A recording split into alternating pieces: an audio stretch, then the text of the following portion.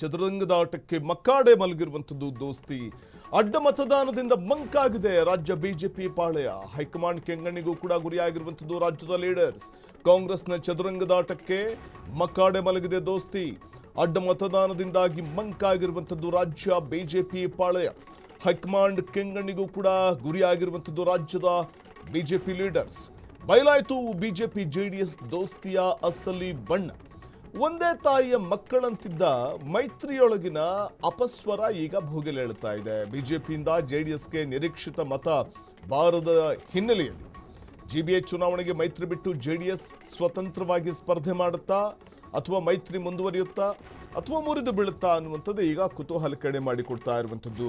ರಾಜ್ಯ ರಾಜಕೀಯದಲ್ಲಿ ದೋಸ್ತಿಯ ಮುಂದಿನ ನಡೆ ಕುತೂಹಲಕ್ಕೆ ಮಾಡಿಕೊಡ್ತಾ ಇದ್ದು, ಮುಂಬರುವಂತಹ ಸ್ಥಳೀಯ ಸಂಸ್ಥೆ ಚುನಾವಣೆ, ಜಿಬಿಎ ಚುನಾವಣೆ ಮೈತ್ರಿ ಮುಖೇನ ಬಿಜೆಪಿಯ ಮೈತ್ರಿ ಮುಖೇನ ಜೆಡಿಎಸ್ ಚುನಾವಣೆ ಎದುರಿಸುತ್ತಾ ಅಥವಾ ಸ್ವತಂತ್ರವಾಗಿ ಸ್ಪರ್ಧೆ ಮಾಡುತ್ತಾ ಅನ್ನುವಂಥದ್ದು ಕುತೂಹಲಕ್ಕೆ ಎಡೆ ಮಾಡಿಕೊಡ್ತಾ ಇರುವಂಥದ್ದು.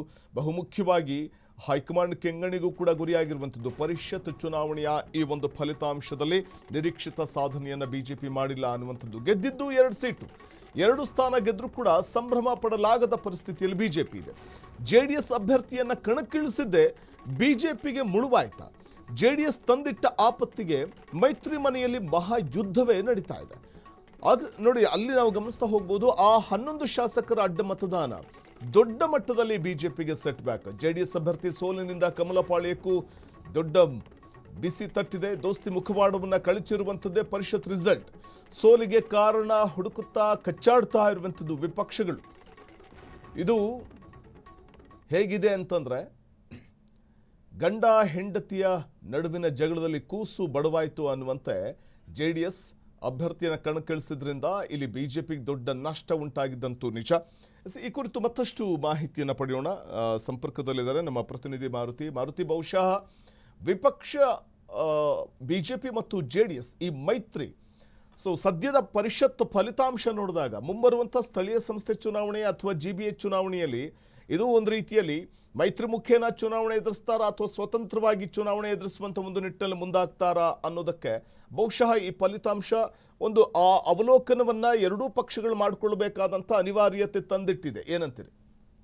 ಹೌದು ವಸಂತ್, ಯಾಕೆಂದ್ರೆ ಈಗ ಪಕ್ಷದಿಂದ ಅಡ್ಡ ಮತದಾನ ಆದಾಗ ಪಕ್ಷದಲ್ಲಿ ಅವಲೋಕನಗಳು ನಡೀಲೇಬೇಕು. ಯಾಕೆಂದ್ರೆ ಪ್ರಮುಖವಾಗಿ ನಮ್ಮಿಂದ ಆಗಲ್ಲ, ನಮ್ಮದು ಶಿಸ್ತಿನ ಪಕ್ಷ, ನಮ್ದು ಹೈಕಮಾಂಡ್ ಸ್ಟ್ರಾಂಗ್ ಅಂತ ಹೇಳ್ತೇವೆ. ಬಿಜೆಪಿಯಿಂದಲೇ ಆಗಿರೋದ್ರಿಂದ ಈಗಾಗಲೇ ಬಿಜೆಪಿ ಹೈಕಮಾಂಡ್ ಕೂಡ ವಿಜಯೇಂದ್ರ ಅವರು ಆಗಿರ್ಬೋದು ಮತ್ತು ರಾಜ್ಯ ರಾಜಕೀಯ ಬೆಳವಣಿಗೆ ಬಗ್ಗೆ ಗರಂ ಆಗಿರುವಂತದ್ದು ಅವರು ಸಂಪೂರ್ಣವಾಗಿ ವರದಿ ನೀಡುವಂತೆ ಕೂಡ ಸೂಚನೆಯನ್ನ ಕೊಟ್ಟಿರೋದು. ಮುಂದಿನ ದಿನಗಳಲ್ಲಿ ಯಾರೆಲ್ಲ ಹಠಮತನ ಆಗಿರುತ್ತಾರೆ ಅವ್ರಿಗೆಲ್ಲ ಕ್ರಮ ಕೈಗೊಳ್ಳುವ ಸಾಧ್ಯತೆ ಕೂಡ ಬಿಜೆಪಿಯಲ್ಲಿ ದಟ್ಟವಾಗಿ ಕಾಣ್ತಿದೆ. ಇನ್ನೊಂದ್ ಕಡೆ ಜೆಡಿಎಸ್ ಬಿಜೆಪಿ ಮೈತ್ರಿಯಾಗಿ ಜೆಡಿಎಸ್ಗೆ 4 ಮತಗಳೇನು ಸೂಚಿಸಿದ್ರು ಜೆಡಿಎಸ್ಗೆ ಹಾಕಿ ಅಂತ, ಅದರಲ್ಲೂ ಕೂಡ ಜೆಡಿಎಸ್ಗೆ ಮತದಾನ ಬರದೇ ಇರುವಂತದ್ದು ಮೈತ್ರಿಯಲ್ಲಿ ಮತ್ತಷ್ಟು ಬಿಗಡಾಯಿಸುವ ಸಾಧ್ಯತೆ ಇರುವಂತದ್ದು. ಯಾಕಂದ್ರೆ ಪ್ರಮುಖವಾಗಿ ಮೊದಲಿಂದಲೂ ಕೂಡ ಜೆಡಿಎಸ್ ಬಿಜೆಪಿ ಮೈತ್ರಿ ಸಾಕಷ್ಟು ವಿಚಾರಗಳ ಬಗ್ಗೆ ಗೊಂದಲ ಇತ್ತು, ಚರ್ಚೆಗಳ ಆಗ್ತಿದ್ವು.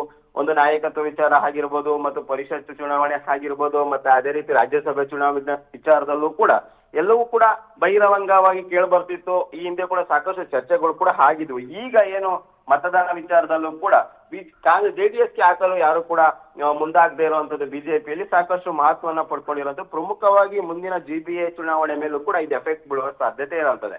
ಯಾಕೆಂದ್ರೆ ಜೆಡಿಎಸ್ ನಾಯಕರು ಈಗಾಗಲೇ ನಾವು ಜಿಬಿಎಲ್ಲಿ ಸ್ವತಂತ್ರವಾಗಿ ಸ್ಪರ್ಧೆ ಮಾಡೋಣ ಅಂತ ಚರ್ಚೆಗಳು ಕೂಡ ನಡೀತಾ ಇದ್ವು. ಈಗ ಅದಕ್ಕೆ ಪುಷ್ಟಿ ನೀಡುವ ಸಾಧ್ಯತೆ ಇರುವಂತದ್ದು. ಒಟ್ಟಿನಲ್ಲಿ ಜೆಡಿಎಸ್ ಬಿಜೆಪಿ ಮೈತ್ರಿಯಲ್ಲೂ ಕೂಡ ಎಲ್ಲವೂ ಸರಿ ಇಲ್ಲ ಎಂಬುದು ಕೂಡ ಮೇಲ್ನೋಟಕ್ಕೆ ಕಂಡು ಬರ್ತದೆ. ಬಟ್ ಮಾರುತಿ, ಮತ್ತೊಂದು ಕಡೆ ನೋಡಿ, ಅಲ್ಲಿ ಜೆಡಿಎಸ್ ಅಭ್ಯರ್ಥಿಯನ್ನ ಅಂದ್ರೆ 7 ಸ್ಥಾನಗಳಿಗೆ 8 ಮಂದಿ ಅಭ್ಯರ್ಥಿಗಳು ಕಣಕ್ಕಿಳಿದಿದೆ, ರೋಚಕತೆ ಪಡ್ಕೊಳ್ತು. ಜೆಡಿಎಸ್ ಗೋವಿಂದರಾಜು ಅವರನ್ನ ಕಣಕ್ಕಿಳಿಸಿದ್ರಿಂದ ಬಿಜೆಪಿಗೆ ಯಾವ ರೀತಿಯ ದೊಡ್ಡ ಮಟ್ಟದ ಒಂದು ಸೆಟ್ ಬ್ಯಾಕ್ ಆಯಿತು. ಇಬ್ರು ಗೆದ್ರು ಕೂಡ ಗೆಲುವನ್ನ ಸಂಭ್ರಮ ಪಡೋ ಖುಷಿ ಅಂತೂ ಬಿಜೆಪಿಲಿಲ್ಲ. ಇದು ಹೇಗೆ ಸೆಟ್ ಬ್ಯಾಕ್ ಆಯಿತು ಬಿಜೆಪಿಗೆ ಅಂತ ಗೋವಿಂದರಾಜು ಕಣಕ್ಕಿಳಿಸಿದ್ರಿಂದ? ವಸಂತ್, ಜೆಡಿಎಸ್ ಆಲೋಚನೆ ಮಾಡಿದ್ದು ಒಂದ್ ವೇಳೆ ಗೆಲ್ಬಹುದು ಅಥವಾ ನಮ್ಮಲ್ಲಿ ಯಾರೆಲ್ಲ ಪಕ್ಷ ವಿರೋಧಿ ಅಂದ್ರೆ ಅಡ್ಡ ಮತದಾನ ಆಗುವ ನಿರೀಕ್ಷೆ ಇದೆ ಮತ್ತೆ ಅದೇ ರೀತಿ ಇದಕ್ಕೆಲ್ಲವಕ್ಕೂ ಬ್ರೇಕ್ ಹಾಕ್ಬೇಕು ಮತ್ತು ನಮ್ಮ ಶಾಸಕ ಅಂದ್ರೆ ನಮ್ಮ ಪಕ್ಷದ ಪರ ನಮ್ಮಲ್ಲಿ ಎಷ್ಟು ಜನ ಇದ್ದಾರೆ ಎಂಬುದು ಕೂಡ ತಿಳಿಯುವ ನಿಟ್ಟಿನಲ್ಲಿ HDK ಅವರು ಈ ಪ್ಲಾನ್ ಮಾಡಿದ್ದು. ಒಂದು, ಬೇರೆ ಸಂಪರ್ಕ ಮಾಡಿ ಒಂದ್ ವೇಳೆ ವೋಟ್ ಪಡಿಬಹುದು ಅಥವಾ ನಮ್ಮಲ್ಲೇ ಅದೇನ್ 15 ಜನ ಶಾಸಕರಿದ್ದಾರೆ ಅವರಲ್ಲಿ ನಮ್ಮ ಪರವಾಗಿ ಯಾರಿದ್ದಾರೆ, ಮುಂದಿನ ದಿನಗಳಲ್ಲಿ ಪಕ್ಷ ಅವರು ಬಿಡ್ತಾರಾ ಎಂಬ ಒಂದು ಮುನ್ಸೂಚನೆ ಸಿಗಬೇಕಾಗಿತ್ತು ಮತ್ತು ಅದಕ್ಕೆಲ್ಲವಕ್ಕೂ ಕೂಡ ಕ್ಲಾರಿಟಿ ಸಿಗಬೇಕಾಗಿತ್ತು. ಅದರಿಂದಾಗಿ ಅವರು ಇಲ್ಲ ಒಂದ್ ಕಡೆ ಮೂರನೇ ಅಭ್ಯರ್ಥಿಯನ್ನು ಹಾಕುವುದು. ಇದು ಒಂದು ರೀತಿಯಾದ ಬಿಜೆಪಿಗೆ ಸೆಟ್ ಬ್ಯಾಕ್ ಆಗಿರೋದು. ಯಾಕೆಂದ್ರೆ ಪ್ರಮುಖವಾಗಿ ಬಿಜೆಪಿಗೆ ಗೆಲ್ಲಲು ಬೇಕಾದಂತ ಮತಗಳು ಸಂಪೂರ್ಣವಾಗಿದ್ವು. ಅವರು ಕೂಡ ಯಾವುದೇ ರೀತಿಯಾದ ಟೆನ್ಷನ್ ಕೂಡ ತಗೊಂತಿರ್ಲಿಲ್ಲ. ಬಟ್ ಮೂರನೇ ಅಭ್ಯರ್ಥಿ ಹಾಕಿದ ನಂತರ ಎಲ್ಲೋ ಒಂದ್ ಕಡೆ ಅವ್ರಿಗೂ ಕೂಡ ಒಂದಷ್ಟು ಮತಗಳು ಟ್ರಾನ್ಸ್ಫರ್ ಮಾಡಬೇಕಾಗಿತ್ತು. ಅಂದ್ರೆ ಈಗ ಒಂದ್ ವೇಳೆ ಬಿಜೆಪಿ ಅಂದ್ರೆ ಜೆಡಿಎಸ್ ಬಿಜೆಪಿ ಮೈತ್ರಿ ಅಭ್ಯರ್ಥಿಯಾಗಿ ಗೋವಿಂದರಾಜ್ ಸ್ಪರ್ಧೆ ಮಾಡದೇ ಇದ್ರೆ ಸಂಪೂರ್ಣವಾಗಿ ಏನು 62-63 ಬಿಜೆಪಿ ಓಟ್ಗಳಿದ್ವು ಅವನ್ನ ಸಂಪೂರ್ಣವಾಗಿ ಹಾಕೊಳ್ತಿದ್ರು. ಅದು ಯಾರಿಗೂ ಕೂಡ ಸಮಸ್ಯೆ ಆಗ್ತಿರ್ಲಿಲ್ಲ. ಜೆಡಿಎಸ್ ಹಾಕಿ ಅಂದವರು ಕೂಡ ಎಲ್ಲೊಂದ್ ಕಡೆ ಜೆಡಿಎಸ್ ಹಾಕಿರ್ಲಿಲ್ಲ. ಅದರಿಂದಾಗಿ ಒಂದ್ ವೇಳೆ ಬಿಜೆಪಿಗೆ ನೀವು ನಮ್ಗೆ ವೋಟ್ ಹಾಕಿ ಅಂತ ಹೇಳಿದ್ರು ಕೂಡ ಬಿಜೆಪಿ ಶಾಸಕರು ಸಂಪೂರ್ಣವಾಗಿ ಬಿಜೆಪಿ ಹಾಕುವ ಸಾಧ್ಯತೆ ಇತ್ತು. ಆದ್ರೆ ಎಲ್ಲೋ ಕಡೆ ಜೆಡಿಎಸ್ ಹಾಕಿ ಅನ್ನೋ ಕಾರಣದಿಂದ ಅವರು ಕೂಡ ಜೆಡಿಎಸ್ ಹಾಕ್ಬೇಕು ಅಂತ ಮನಸ್ಸು ಮಾಡದೆ ಕಾಂಗ್ರೆಸ್ ಹಾಕಿದ್ದಾರೆ ಎಂಬುದು ಕೂಡ ಚರ್ಚೆ. ಇದರಿಂದಾಗಿ ಎಲ್ಲೋ ಒಂದ್ ಕಡೆ ತಮಗೆ ಬೇಕಾದಂತಹ ಏನು ಫಲಿತಾಂಶ ತೆಗೆದುಕೊಳ್ಳುವಲ್ಲಿ HDK ವಿಫಲರಾದ್ರು. ಇನ್ನೊಂದ್ ಕಡೆ ಬಿಜೆಪಿಯಲ್ಲೂ ಕೂಡ ಇದು ಸಂಕಷ್ಟಕ್ಕೆ ತಂತು. ಇದರಿಂದಾಗಿ ಎಲ್ಲೋ ಒಂದ್ ಕಡೆ ಮೂರನೇ ಅಭ್ಯರ್ಥಿ ಹಾಕಿದ್ರಿಂದ ಬಿಜೆಪಿಗೆ ಒಂದು ರೀತಿಯಾದಂತ ಹಿನ್ನಡೆ ಆಯ್ತು ಎಂಬುದು ಕೂಡ ಮೇಲ್ನೋಟಕ್ಕೆ ಕಂಡು ಬರ್ತದೆ. ಬಟ್ ಇದನ್ನ ಹೈಕಮಾಂಡ್ ಆಗಿರ್ಬೋದು ಮತ್ತು ರಾಜ್ಯ ನಾಯಕರು ಕೂಡ ಯಾವ ರೀತಿ ವಿಶ್ಲೇಷಣೆ ಮಾಡ್ತಾರೆ ಮತ್ತೆ ಯಾವ ರೀತಿ ಕ್ರಮಗಳನ್ನ ಕೈಗೊಳ್ತಾರೆ ಎಂಬುದು ಕೂಡ ಕಾದು ನೋಡ್ಬೇಕಾಗಿರುವಂತದ್ದು ವಸಂತ. ಓಕೆ, ಧನ್ಯವಾದ ಮಾರುತಿ ತಮ್ಮೆಲ್ಲ ಮಾಹಿತಿಗಾಗಿ. ಒಂದಲ್ಲ ಎರಡಲ್ಲ 11 ಶಾಸಕರು ಬಿಜೆಪಿಯ 11 ಶಾಸಕರು ಅಡ್ಡ ಮತದಾನ ಮಾಡಿದ್ದು ನಾವಿಲ್ಲಿ ಕಾಣಬಹುದು. ಸಹಜವಾಗಿ JDS ಅಭ್ಯರ್ಥಿಯನ್ನು ಕಣಕ್ಕಿಳಿಸಿದ್ದು ಬಿಜೆಪಿಗೆ ದೊಡ್ಡ ಸೆಟ್ ಬ್ಯಾಕ್ ಆಗಿರುವುದಂತೂ ನಿಜ.